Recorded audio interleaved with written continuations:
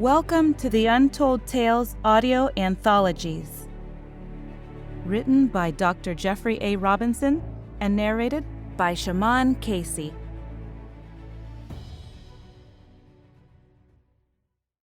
Renewal. Carrying his single piece of carry-on luggage, Hogan exited the O'Hare arrival terminal and stopped to look for a cab. Strange, he thought. There's not nearly as much traffic as I expected. There aren't even any cabs lined up at the taxi stand. Spying the approach of a single airlift, he gave up considering a standard cab and decided it would be worth the extra expense to hire an air cab and avoid Chicago traffic. As he waved his hand, the vehicle stopped in front of him.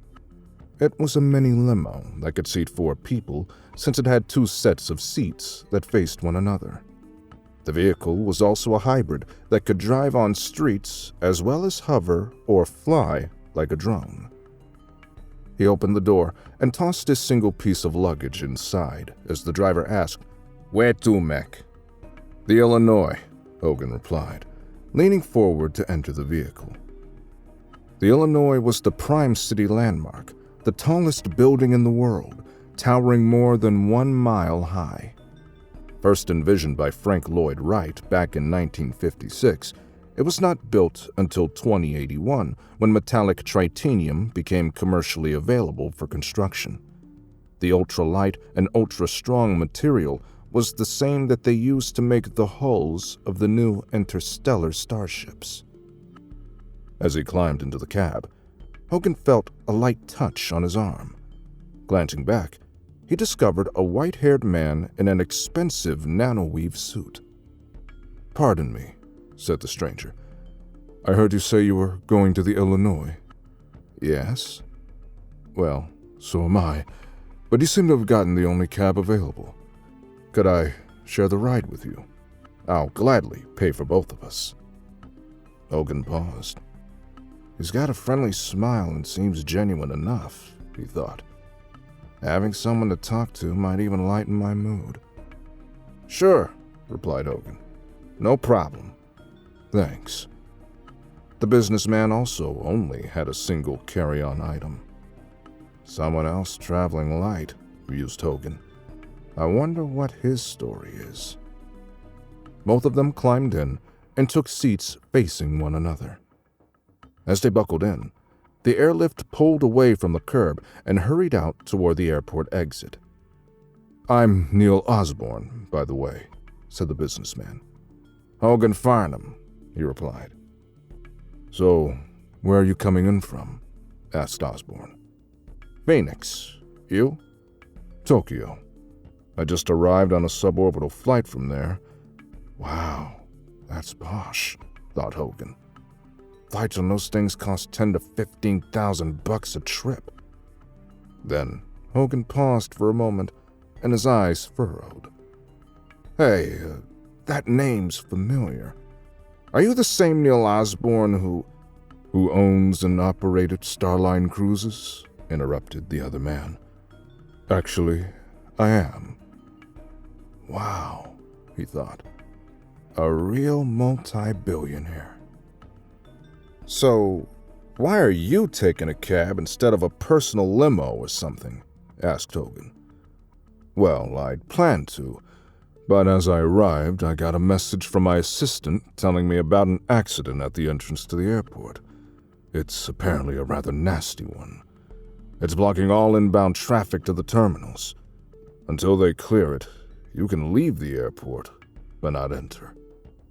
That would explain the lack of cabs and other cars, thought Hogan.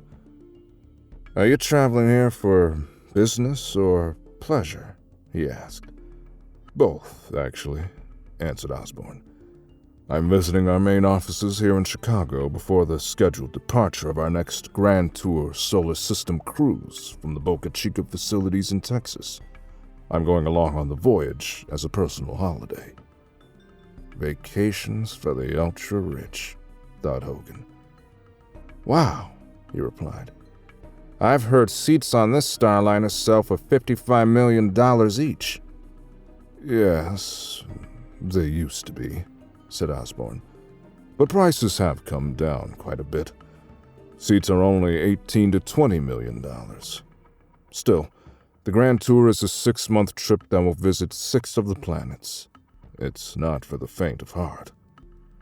Someday, prices will come down to the point that most people will be able to consider it as a bucket list adventure, a once-in-a-lifetime excursion.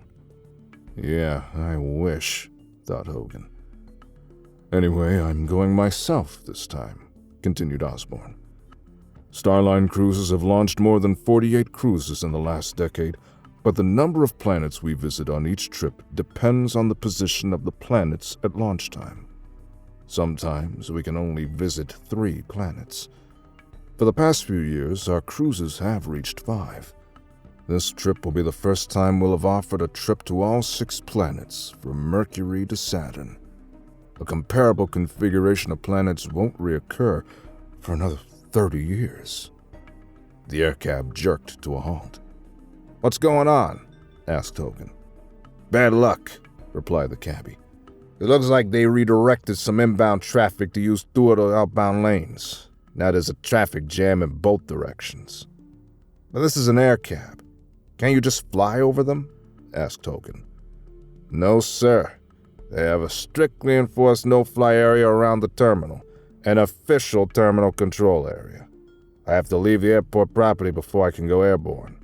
If I try to take off from here, they'd shut me down remotely, I'd lose my license, and be arrested. Sorry, sir." Hogan sighed. "I'll be late for my appointment," he thought. "But they'll wait. After all, they have plenty of time." This time Osborne asked the traditional question to Hogan. "So, where are you headed? Business or pleasure?" "Business," replied Hogan. "I'm going to the Mayo Clinic Longevity Center downtown." "Ah, yes," said Osborne. "I've heard of them. Don't they offer—" "Yeah, they freeze people with terminal illnesses." "Oh, dear. Are you—" "Yeah.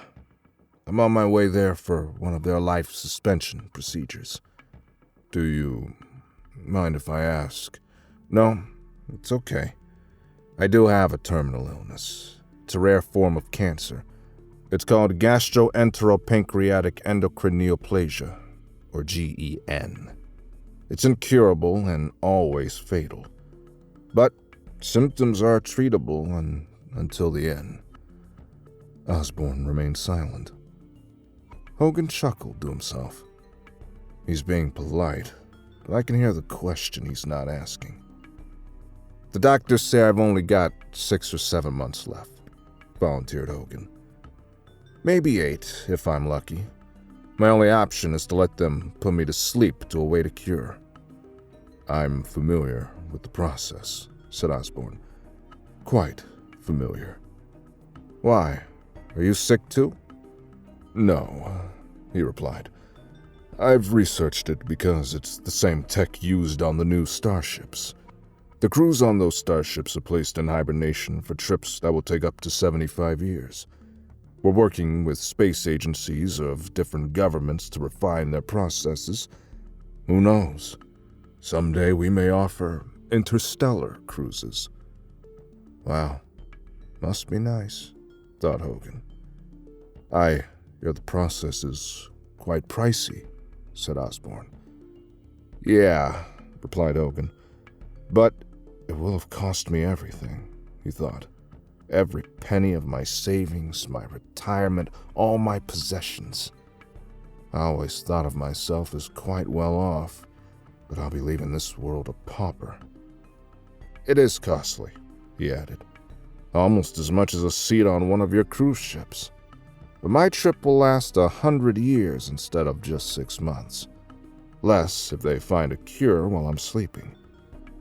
The car lurched once again. "Hey," called the cabbie. "Traffic's moving again. We should be airborne in just a couple of minutes. Then it'll only take 5 minutes to reach the landing pad at the Illinois." Hoping to change the subject, Hogan asked, "So, if you're leaving Texas soon, what are you doing here?" Well, it takes a lot of planning to get your affairs in order if you're going to be gone for 6 months. I have a lot of paperwork to finish. Then Osborne realized what he had said. Oh, sorry. You know about those kinds of issues and details, I guess. Yeah, I've settled everything. Liquidated everything. I'm on my way now to sign the final papers. Well, continued Osborne, in addition to those details, I'm here trying to find a last-minute passenger for the trip. We had an unexpected cancellation for the cruise last night, and now we have an open seat. Why would someone cancel so late? It wasn't a capricious decision. One of our more elderly customers died. Shrugging, he added, "That happens. Sometimes people put off the items on their bucket lists for too long. My problem is that it's almost impossible to fill a seat on short notice like this." "I would have assumed there'd be a long waiting list you could draw from," said Hogan. "Yes, there is, but as I said, it's hard for people to take off on a 6-month jaunt with such short notice." "When does the flight leave?" "Late tomorrow," replied Osborne. "In any case, I must hurry. There's far too much to do. I'm afraid I'm going to have a very long day." Hogan started to wish him luck, but was interrupted by a roar of revving engines. With a rush of noise, the hidden propellers in the cab extended and started spinning. In seconds, they rose from the ground and were airborne. Flying low across the suburbs, just above rooftops and trees, they raced toward the giant building that dominated the Chicago skyline. Neither of them spoke again for the remainder of the trip. Minutes later, the craft slowed and descended to one of the air cab platforms on the 30th floor of the Illinois. Osborne paid the driver, tapping a magnetic card on the payment panel in the back seat. Then, as the cab doors opened, Osborne grabbed his small suitcase and stepped out of the cab, instinctively ducking down to avoid the spinning props, even though they were safely several feet overhead. Hogan followed, taking his own carry-on. They reached the building entrance side by side, and glass doors opened to receive them. As they closed, the noise of the air car subsided, and Osborne said, "Well, it was nice to have met you, Mr. Farnham." "Thanks, and I hope you enjoy your trip," he replied. Then Hogan took one elevator down to the Mayo Clinic on the 18th floor, while Neil Osborne headed up to his own corporate offices. As the elevator descended, Hogan examined a poster on the side of the elevator. It was a schematic of the building and displayed statistics regarding some of its features. "This building is amazing," thought Hogan, studying the drawing. A placard on the side of the elevator listed some of its features. 76 lifts or elevators, floor area, 18,460,000 square feet split between condos and offices, 528 floors. Altitude at the tip of the roof antenna spire was 5,680 feet, or 1,730 meters. 20 rooftop helipads spaced along the height of the building. Before he could read more details, he arrived on the floor where the Mayo Clinic offices were located. Stepping out of the elevator, he strode out into a wide, spacious corridor. The floors consisted of expensive marble, and the walls were lined with rich wood, inlaid with metal, glass, and gold, adorned with expensive pieces of art. Reaching the end of the hallway, he approached a tall desk staffed by a stylish but professionally dressed receptionist. When he identified himself, she stood, saying, "Welcome, Mr. Farnham. Please come this way. Dr. Welsh is expecting you." Silently escorting him down a nearby corridor of offices, he He passed through a set of tall wooden doors and entered an executive suite with a single occupant. A tall, distinguished-looking man with gray hair stood and came around his desk to greet him. Hogan recognized him immediately, and he extended his hand, saying, "Dr. Welsh, I presume?" Nodding, the doctor smiled and said, "Mr. Farnham, so glad to finally meet you in person. After all our video meetings, I feel like we've known one another for years." "Well," admitted Hogan, "it has been nearly 2 years since my initial diagnosis, and we've been talking about this life extension option for most of that time." Yes. I'm glad you finally made this decision. I understand that it's not an easy one, but for those who can afford it, it's a unique opportunity."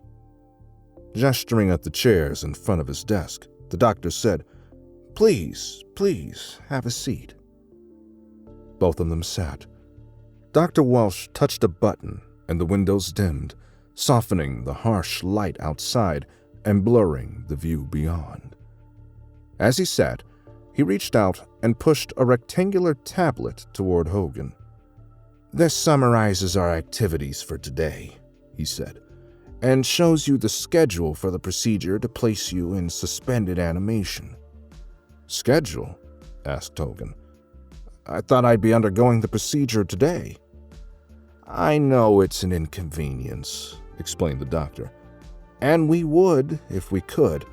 But even though we're placing you in a medically induced coma and slowing down your metabolism to a tiny fraction of normal, the state, unfortunately, takes a much more draconian perspective regarding our services." "I don't understand," said Hogan. "Well, once you are stabilized in stasis, you will not be breathing and will have no heartbeat nor any discernible brain activity. Because of that, the state considers you to be technically dead and treats our procedure as if it were physician-assisted suicide. Because of that, state and federal laws mandate that you be allowed a 72-hour right of rescission from the time you sign the final papers until the process can be started. It's the same kind of waiting periods they imposed for buying a house or car, or performing other medical procedures like termination of pregnancy." "But I didn't book a hotel or anything," said Hogan. "That's no problem. A part of the process is a final transition. We provide luxury accommodations here at the Illinois. At the end of 3 days, you'll undergo stage 1 of the life extension process on the 10th floor of this building." "Is this where my body will be stored then?" "No," said Dr. Welsh. "The patient storage facility is located in an underground bunker in the suburbs and is equipped with triply redundant environmental control systems as well as security." "Security?" "Yes. There was an incident last year with an heir to a billionaire client who was upset that he would not inherit his father's wealth, and he tried to breach the facility to terminate his father. He figured he could safely kill his father, since the old man was already technically dead. We caught him before he reached the hibernation chambers.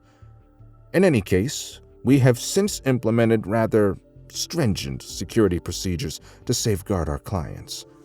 I'm confident that it would nearly be as difficult to break into our facilities as it would be to rob the Federal Reserves."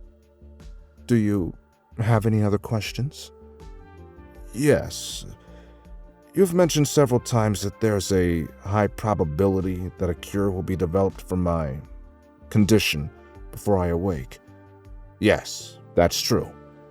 Tapping on his tablet, he said, "Yes, while your condition is currently not curable, the current probability of developing a complete cure for GEN before you wake is nearly 95%.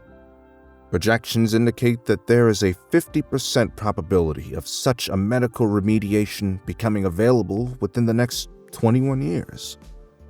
And my maximum time in hibernation will be 100 years, right?" "Yes, but we've explained this before. While you are in hibernation, your body's functions will be slowed dramatically, but they will not stop completely. The limiting factor to the duration of medically induced stasis is that the synapses in your brain gradually degrade. After approximately 106 years, the damage accelerates and becomes irreversible after that point.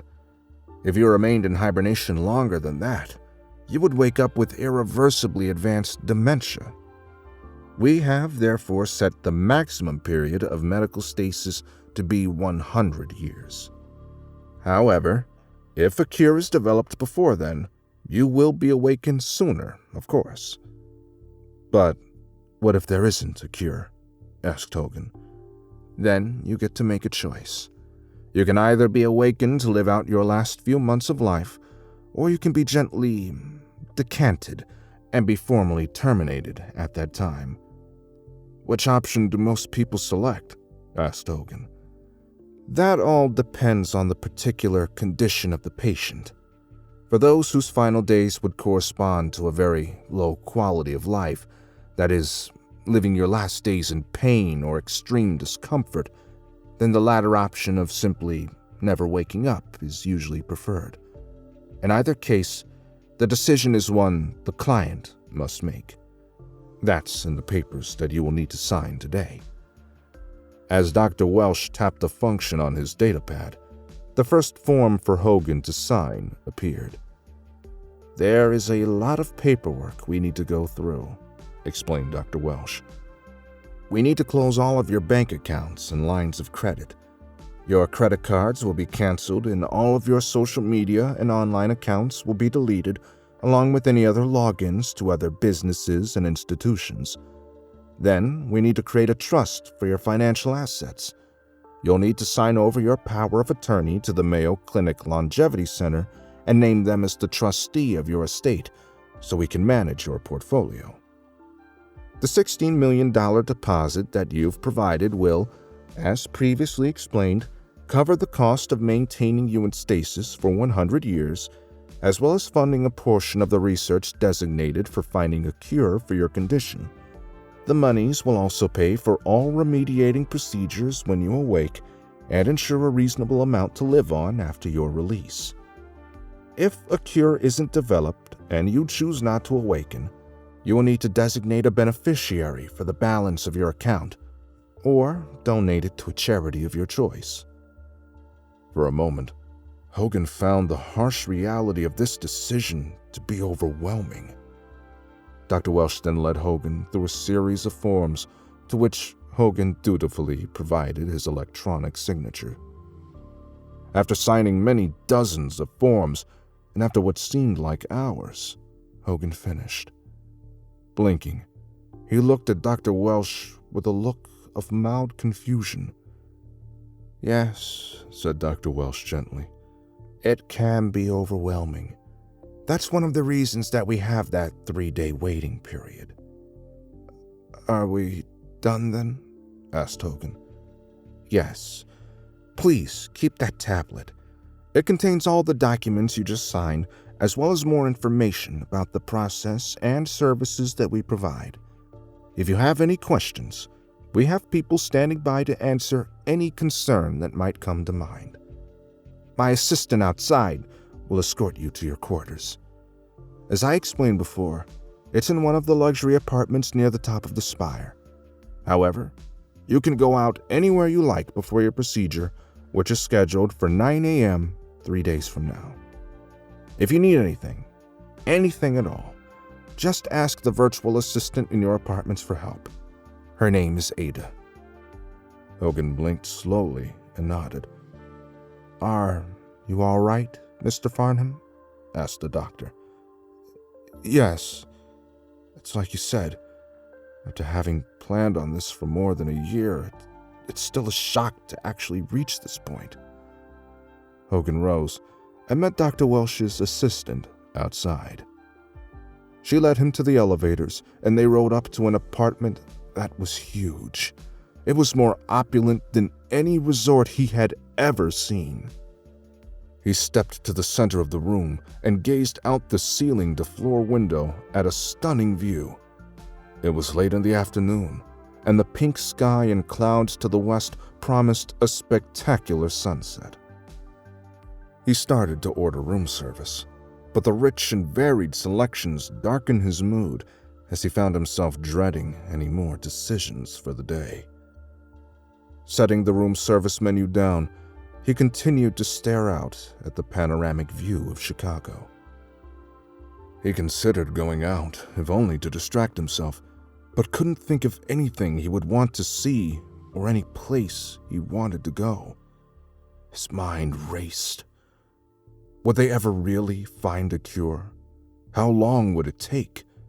If it took nearly 100 years, what kind of world would he wake up to? What would he do? No one that he knew would be alive by then, and the world would undoubtedly be very, very different from what it was today. There were so many uncertainties. On the other hand, what if they didn't find a cure?